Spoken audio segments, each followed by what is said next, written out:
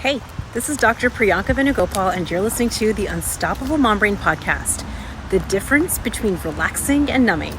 I am on a little walk and talk. I'm actually on a trail, so I don't think you're going to hear any cars, which is nice. But you might hear some birds and the wind behind me. It's not a very windy day, but I know that can really mess up the audio for our podcast here, so I'm really trying to be mindful of that. At the same time, I really do love doing these walk and talk podcasts when I'm feeling just particularly inspired, and to really just share when something is really relevant, something that I've noticed coming up for me or for my clients, and I know that it's going to help all of you. I sometimes just want to record right in that moment when it's fresh in my mind and I can just feel the creative energy just vibing. So without further ado, let's just get into today's podcast episode on how you can really start moving the needle with losing the weight you want when you can pick up the difference between relaxing and numbing. Let's get into it. Before I share my personal story for what brought this to my attention, I want to first talk through what's the difference between relaxing and numbing. I think it's so important that we define this first before we get into the episode, because then you'll get to really take a fine-tooth comb through some of your tendencies, some of your habits that you might want to reassess. So to start, the way that I think about relaxing versus numbing is when I'm doing something that is truly relaxing, I don't ever have net negative outcomes. I don't feel regret after the activity. I don't feel like I have sabotaged any part of my life, any part of my personal body goals. I truly feel rested after the relaxing activity, and I have nothing to quote unquote undo. Numbing, on the other hand, is an experience where I will engage with an activity to shut down, take a break, distract myself from real life obstacles and stresses that's creating a net negative outcome. I might be feeling less rested at the end of the activity. It might get in the way of proper high quality sleep. Maybe it sabotages my personal body goals. I mean, I want you to think about for yourself, what are these activities that in the moment feel like you're getting a break from your life, from real life stresses, real life obstacles, and at the same time, at the end of the activity, you're not actually more rested. You've actually undone your wins. You've actually created more problems for yourself than you had to start. And I also want to add one thing to this. Numbing activities are usually the lowest effort option. I think of these as like the lowest hanging fruit. And our brains are very naturally designed to want to pick the lowest effort option. So why is it that smart, high-achieving women who are seriously brilliant at solving problems in so many areas of their life struggle with this? I want to just walk us through, why is this even a problem? It's because our brains developed the habit of snacking, nibbling, drinking, and scrolling as that lowest effort, low-hanging fruit option when we were experiencing real-life stresses. This did not start yesterday. This is the key thing to note. This likely started years ago, decades ago. That habit, when you're experiencing a life obstacle, a life stress, something that is challenging for you and your brain just wanted a break, it was either modeled to you, you saw it in the movies, you saw it with the big person in your life. This is again socially acceptable to eat and drink through stresses. It's a socially acceptable activity, so it's not a surprise that we simply developed habits to snack and nibble and drink our way through stresses. So if you've ever heard yourself say on a Friday night, I just deserve a break, right? I know that I used to think this all the time. I would be at the hospital, I would have overnight shifts and calls and delivering babies, and I would have this amazing on paper plan of how we're supposed to eat Monday through Friday, and then of course the weekend, and then Friday night would come and I would just plop down on the couch. I call this my evening plop down with my nachos, Cool Ranch Doritos, and my glass of wine, because I had not trained my brain to understand that there were actually better alternatives. In my mind, I wanted quick relief. I wanted a break from the stresses I was experiencing. I knew that I deserved a break, but I had not planned for it properly. I was winging it. I was winging my rest. I was winging my relaxation. And this is why our brain will steal it. I have learned this in my own personal journey, having lost 60 pounds, and what I see with high-achieving women in the Unstoppable group. If you don't plan in for proper guilt-free rest, actual play and pleasure where you're giving your brain a break, your brain is very smart. She will steal it. If you find yourself having urges and cravings in the evenings, every Friday night, every Saturday, these compelling I deserve it thoughts, I want it thoughts, ooh, it's gonna be so good thoughts, the first question that I have for you is, have you been properly planning in guilt-free rest and play? We don't realize that rest and play is not only a productivity hack, it is a weight loss hack. You're taxing your brain. all the time. You're expecting yourself to answer complicated questions, navigate problems both in the workplace and at home. If you really think about it and take inventory of your last week, take inventory of your last month, the last 90 days, ask yourself, how often are you feeling relaxed, celebrating wins, feeling just calm and chill, and what percent of the time are you not? What percent of the time are you navigating problems, handling challenges, trying to overcome like a life problem? I would say for most high achieving women across the board, you're spending 5% of your time celebrating wins and 95% of your time navigating obstacles. And this is normal for the high achieving woman who has big growth goals, who wants to do a lot. This is all normal. However, relaxing your brain continuously without purposeful breaks will create a fatigued brain. You'll know this is you if you are feeling irritable and grumpy all the time. If you started to feel resentful of your list of tasks, your list of responsibilities. If you find yourself not able to focus at the task in front of you, you find your mind constantly wandering. This is what actually makes us take longer to complete our work, right? I cannot tell you how often. I remember I was sharing this example in a group coaching call that I was guesting in recently, where I had to study for oral board exams. I had 100 million chapters, what felt like so many chapters, practice bulletins to read. And I was feeling really stressed. I planned zero rest, zero play into my very beautiful calendar. And Friday night would come and I had chapters on my schedule to read. After working a whole week on labor and delivery and in the office, I'd get home and I would try to sit down to read that chapter. And my mind, because I had not built in rest or play or given myself a proper break, I would read the chapter, but I didn't actually read it. I would have to go back and read it again.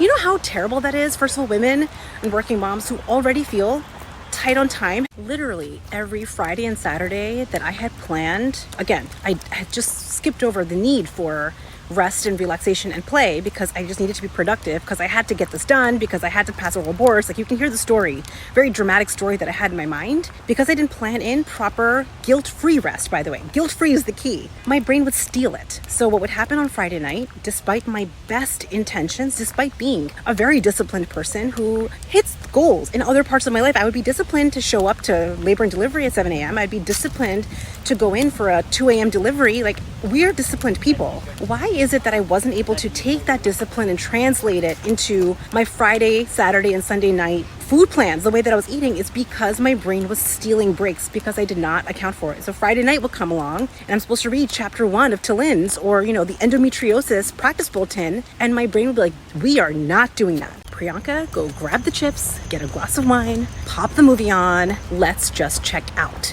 And every time that I did this, every Friday or Saturday that I didn't do what I said I was going to do, there's a couple of things that happened. I talked about this on the podcast already, but number one, and the worst part about this, is I chipped away at self-trust. I chipped away at believing that I was going to do what I said I was going to do. Number one, chipped away at my trust. Number two, when I would watch the movie with my, Cool Ranch Dorito night and glass of wine, yeah, I felt like I got a break, but in the back of my mind, I felt guilty.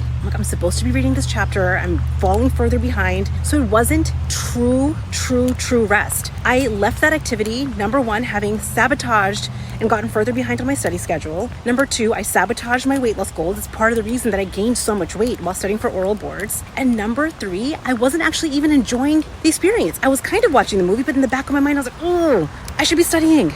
If I'm describing something similar to what you have experienced, you're not alone. I see this across the board in every industry with high achieving women, and there are some common reasons for it. Number one, most importantly, I have found that a lot of high achievers who are so addicted to productivity, to working hard, to being efficient, to wanting to get the gold star, to wanting to get more tasks done, we have thought that rest and proper guilt-free relaxation is indulgent. There's a flavor of us that feels like, oh, I should be doing something right now. I should be doing something productive right now. So number one, your brain does not know. This is serious. Your brain does not actually know how to rest and relax without feeling guilt. Number two, because we have been hardwired to just grab snacks, grab alcohol, scroll our phones, we haven't done the work of actually building out an arsenal of alternative activities that create true rest. And number three, we haven't actually put rest, relaxation, guilt-free into the structure of our life, into the structure of our calendar. We try to wing it. We think, let me first get this done. When I'm done with this task, then I will have earned my rest. This is arrival fallacy at its finest. If you're unfamiliar, arrival fallacy is this belief, it's this false belief that when, fill in the blank, right? When I'm done with this list of to-dos, when I have finished these chapters, when I have finished this project, then I will feel relaxed enough to truly relax. Like then I can take care of myself. When, then. The trouble is if you've signed up for the life of a high-achieving professional working mom, which I guess you are because you're listening to this podcast, there is no such thing.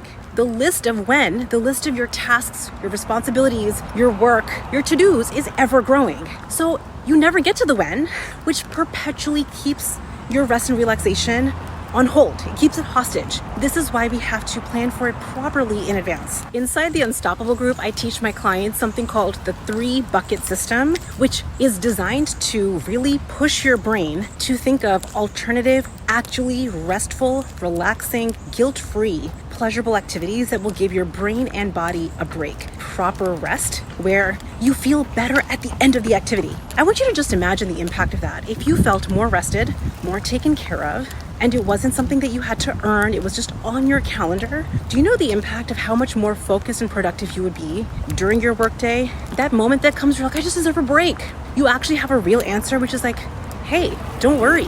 Our rest is on the calendar. We're actually going to take care of ourselves. Don't worry. The urges and cravings that you have to randomly snack and nibble on crap food will immediately go down. I always tell my clients this, and I want to say this here. If you have an urge or craving to snack and nibble when your body is not actually hungry, it is simply a siren song. It's a little indicator light. It's like if you're driving a car, a gas car, and the indicator light's going off because your gas tank is on empty. I want you to start thinking about urges and cravings like that. They're not a problem ever. They're normal. They're your brain trying to signal to get your attention. Like, hey, we haven't had a break in a while. Hey, we'd like some rest. Hey, we would really like to be taken care of. We'd like to not push through this. Can you pay attention? And if you don't, I promise you, my friends, if we don't pay attention to those urges and cravings, like the indicator light in a gas car, your brain will steal it from you. Your car will stop, right? You will stop being able to get anywhere, and it's going to undo so many wins. So let me just share that story that I mentioned at the start of today's podcast episode, how this kind of came to mind, the difference between relaxing and numbing as it pertains to me and what I've seen again with my clients. I was in a period, like in a season, where I was seriously overworking. Like somebody objective would be like, wow, Priyanka, you're like, you need to relax. I was really overworking. I was trying to squeeze in a lot of work into short periods of time because my kids are in camp and their camp hours are much shorter than their school hours. So I found myself really hustling and overworking. And in the evenings when my kids would go to bed, I just wanted a break, right? That feeling, I just want a break. I want to do my plop down. And I noticed myself feeling like just my cup of hot tea and like my show on Netflix didn't feel like enough. Have you ever had that feeling where you're like, that's just not enough. I need more. I need more of a break. I noticed this intense desire, this very strong urge to crack open a bottle of wine, to make my Fiesta popcorn and plop down with a movie. On a weekday, by the way. And I was just asked, I was trying to figure out, this was like after the fact, I was trying to think about like, what was it? Like, why did I have such a strong desire to do that? Like usually my cup of hot tea, my one show on Netflix, or like reading like a really awesome book is plenty for me to relax. Why is it that I really wanted this? And I realized it's because I had been ignoring getting proper rest. I had been overworking so much. I had been sleeping late. I had been waking up early because of the kids. I had just been going 100 miles an hour all day that I had just forgotten to prioritize my actual rest. And so it's no surprise now that I think about it, my brain's like, girl, we need a break. And instead of just being able to go back to my hot tea and my Netflix show, my brain was like, no, we need something more. We need to numb out. That desire to numb out came because my stress had reached a certain threshold. Just having a cup of tea didn't feel like enough. I needed to check out. I needed to numb out. And so now I know moving forward, whenever I am in that scenario, when I have that strong desire, that strong urge, that strong craving to numb out, and you'll notice the difference because you get to ask yourself, is this activity going to be more restful, or is this activity going to take away my long-term rest? Is this sabotaging my goals? Right? We get to just ask ourselves, is this restful or is this numbing? Now I know whenever that happens for me, it is simply because I ignored scheduling and rest. That's all that has happened. This is simply a siren song for me to take some inventory. There's one other thing I'm going to say about why it is essential, if you want to lose weight, burn fat, why this is such an essential part of the strategy to build in guilt-free rest and relaxation to the structure of your life. When you have perpetually low buzzing feelings of stress all the time, like low buzzing all the time, little bits in like just the background of your life, your body is releasing cortisol all the time. Cortisol is a stress hormone that stores fat. Your brain can't tell the difference between a lion and a spreadsheet. It can't tell the difference between your safety being threatened and your laundry and, the random tasks on your to-do list. So when our body is constantly in a state of stress, not getting proper breaks, not getting a break from cortisol, we are going to create so much hardship for our body to release fat because physiologically our brain and our body is like, nope, now's not the time for that. Not only is building in guilt-free rest and relaxation going to help you stop stealing it, help you stop sabotaging your wins, make you more focused when you are working, actually rest your brain so you feel better, it is physiologically going to help you burn fat. So if you are wondering what is some practical steps that you can take starting today that can really start to move the needle for you to give yourself actual breaks. So when you hear yourself being like, we deserve a break, don't fight that. You do deserve a break. You're working really hard. We really want to have a strategy in place. So the very first thing that I recommend you start doing is taking inventory. Reflect back on the last 7 days, the last month, the last 90 days. Have you been actually creating rest or have you been numbing out? Be honest, be objective. Don't judge yourself. Don't blame yourself. This is normal, right? That's why you're here. You're here to learn these concepts. Just ask yourself, have I been taking a break or have I been numbing out? Do I want to keep doing that? I would guess you're here because you don't want to keep numbing out. You want to learn how to actually properly rest your body. The second step is to really build out an arsenal of alternatives. Really push yourself. It was so fascinating. In the Unstoppable group, we did this exercise where you have to build out your 3 buckets, a whole process that I take my clients through. And people are like, wait, what else do we do? We're so used to working and coming home and handling the kids and then maybe watching a TV show and maybe eating that we have forgotten how to have fun and have hobbies and things outside of work and home. So this is really an exercise to push you to ask yourself, what do I love? What would I enjoy? What would be some simple things that I can introduce into the rituals of my life that would be purposefully restful, that would feel good for my brain and for my body? Actually build out an arsenal of these activities. There is one caveat to everything that I'm sharing, and that is having this arsenal of other activities might take some effort. It might take a little bit more effort to put your sneakers on and go for a walk outside and listen to music, because it's easier to grab the bag of chips and pour the glass of wine. It is easier. It is the lowest effort, lowest hanging fruit option, but it is also sabotaging your life. It is not making you feel more rested. It is undoing your weight loss wins. So we have to actually come into what I'm talking about today, mindful of the fact that these other alternatives, having a hot cup of tea, going for a walk outside, reading a book, going to sleep early, picking up a hobby, learning how to crochet, right? YouTubing something new, learning how to do a new skill is going to take a little bit of attention, a little bit more effort than just grabbing the bag of chips. And we have to do the work of proving to our brain why we are so worth it. And the last step is actually put these on your calendar. Build this into the structure of your life where you're not winging guilt-free rest. You're not winging pleasure or play.